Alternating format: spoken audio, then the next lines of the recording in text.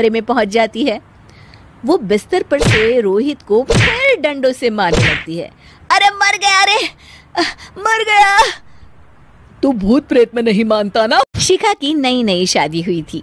उसका मायका और ससुराल दोनों कानपुर में ही थे, इसलिए उससे मिलने उसके भाई अक्सर आते जाते रहते थे। ये बात शिखा की सास मीना को बिल्कुल पसंद नहीं थी। मम्मी जी, आज राहुल भैया आ रहे हैं। कौन, तेरे चाचा का लड़का? जी मम्मी जी। अरे पर वो तो दिल्ली में रहता है ना?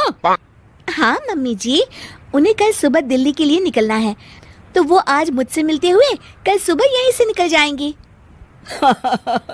हमने तो धर्मशाला खोल रखी है ना। कुछ कहा क्या मम्मी जी? मैंने कहा हाँ हाँ, आने दे तेरे भैया को, जमकर खातिरदारी करेंगे। अब तो कुछ करना ही पड़ेगा, इससे पहले कि मेरा घर धर्मशाला बन जाए। ये कैसी बातें कर रही हो मीना? सच ही तो कह रही हूँ। अभी इसकी शादी को साल भर भी नहीं हुआ और आए दिन इसके घर वाले आ धमकते हैं। अरे तो क्या हुआ, वो इसी शहर में रहते हैं तो हाल चाल लेने आ जाते हैं। इस बार मैं उनका हाल और चाल दोनों ही बिगाड़ दूंगी। अब बहुत हो गया जी। अरे ये कैसी बातें कर रही हो, हे भगवान, बस आप तो देखते जाइए। शाम को राहुल आता है। नमस्ते आंटी, कैसे हैं आप लोग? हम लोग तो ठीक है, तुम कैसे हो बेटा? मैं भी अच्छा ही हूँ आंटी। बस आज रात के बाद नहीं रहोगे। चलिए भैया, मैं आपको हमारा घर दिखाती हूँ। रात में खाने के टेबल पर शिखा, रोहित कहीं दिखाई नहीं दे रहा। जी भैया, वो ऑफिस के काम से बाहर गए हैं, कल शाम तक आएंगे। अच्छा अच्छा। बेटा, क्या तुम भूत प्रेत में मानते हो? नहीं नहीं आंटी जी, पर अचानक आपको ये ख्याल कहाँ से आ गया? पता नहीं क्यों, कभी कभी मुझे लगता है जैसे रात के समय बैठक में कोई घूमता रहता है। ये आप क्या कह रही हैं मम्मी जी? हाँ, तुम लोग घबरा ना जाओ, इसलिए मैंने आज तक इस बारे में कुछ नहीं कहा। ये आपका वहम होगा आंटी जी, ऐसा कुछ नहीं होता। हो सकता है। चलो अब मेरा सोने का टाइम हो गया है तो चलती हूँ मैं। शिखा बेटा, राहुल के सोने की व्यवस्था वहीं दीवान पर कर देना। जी पापा जी। अब चलिए भी। अच्छा, तो बैठक में सोने वाले हैं साहबजादे। क्या बड़बड़ा रही हो? कुछ नहीं, आप सो जाइए। मीना और महेश के सोने के बाद शिखा और राहुल आपस में बात कर रहे होते हैं, तभी डोरबेल बजती है। अरे आप! सरप्राइज! काम जल्दी खत्म हो गया तो मैं आज ही चला आया। ये तो बहुत अच्छा किया। देखिए राहुल भैया भी आए हुए हैं, आप दोनों का मिलना भी हो जाएगा। कैसे हो रोहित? मैं तो ठीक हूँ भैया। शिखा, मैं भी आज यहीं सो जाता हूँ, राहुल भैया से बातचीत भी हो जाएगी। अच्छा अच्छा, ठीक है। मीना आधी रात को उठती है, कंबल मुंह से पैर तक ओढ़ के डंडा लेके बैठक में आती है और देखती है दीवान पर चादर ओढ़े कोई लेटा हुआ है।